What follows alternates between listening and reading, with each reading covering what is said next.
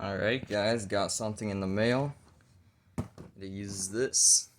That's right, I got a new one. Since, when I was 8, literally destroyed mine by giving it some AC power. And, it's not a very good thing to do with fire alarms unless they're actually rated for AC. But, annunciators aren't, so if you are 8 and you're watching this, get an annunciator. Don't do what I did. Oh, shit. So, holy crap.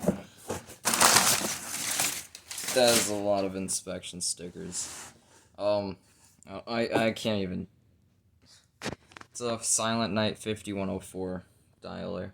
So, let me get that out of here. The phone is hot because this took a while, but I got some of the stuff off the door and that, cleaned it up, got it connected. So let's do this. I was told that this thing is loud. Oh god. Oh my god.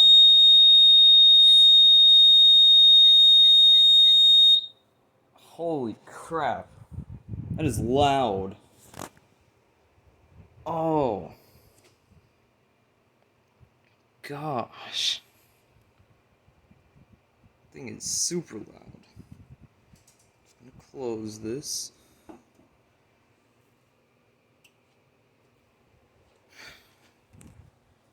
Alright, so.